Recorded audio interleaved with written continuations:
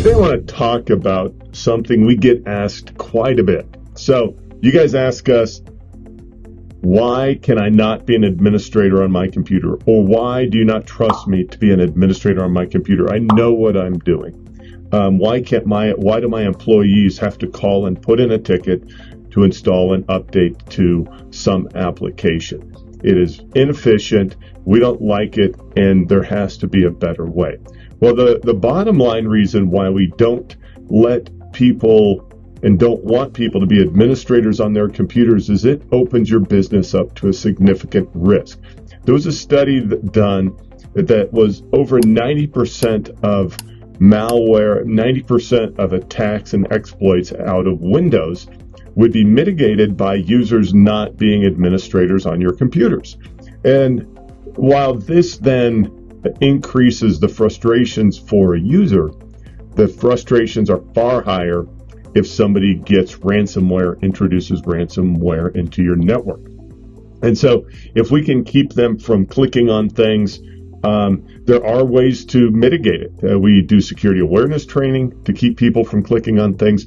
We have email security that prevents that stuff coming in. But, a simple phone call from Microsoft, from the fake Microsoft in India, could lead one of your employees, could lead you to clicking on it. I've known very smart people that are technically inclined that have been tricked by the fake Microsoft people into clicking on things and allowing people into allowing bad actors in their network. That's why we don't do it. So what do we do? How can you do this? How can you do it and still stay safe?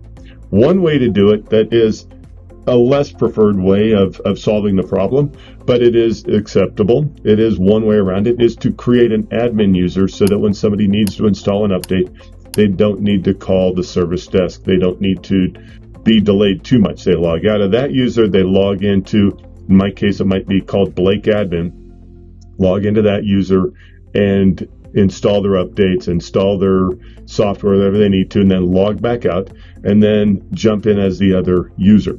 That is one way to do it. It's not perfectly safe. Sometimes people get complacent and they just always continue logging in as that administrative user. The other way to do it, the way that we do it with a lot of our clients that are just basic, is they put in a ticket. They put in a ticket with their service desk. In our case, it's us.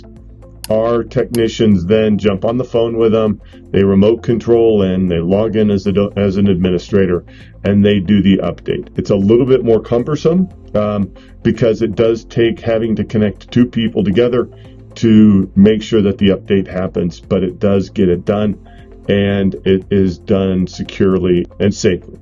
The other way to do it so that you don't have to call in, and we use this with a number of our clients that end up having software that is difficult to manage and runs a lot of updates, is a system called Zero Trust Framework. We use a company called Threatlocker, and what that does is the employee does not have to be an administrator, and it blocks programs from running and without approval. And then if there is a program that they need done and that's a trusted program, we identify that program as a trusted program, and that one is always able to do updates as long as the software vendor is set up properly. And so that way you minimize the downtime of an employee having to call in the service desk or having to log out and log in as an admin, and things just work a lot better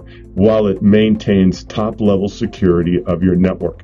And so that is the best way to do it, to make sure that everybody remains secure and that your employees can run the best way that they can. And if you want to learn more about something like that, of how to secure your network, how to allow your employees the most productivity while minimizing any downtime due to updates and things like that, give us a call at Colorado Computer Support. We're not trying to be mean and stopping you from doing your job. We're trying to protect it so that your business it has the best chance possible of avoiding the cyber criminals that are out there. Give us a call, 719-439-0599, or find us on the web at www.coloradosupport.com. Have a great rest of your weekend, and we'll see you next week.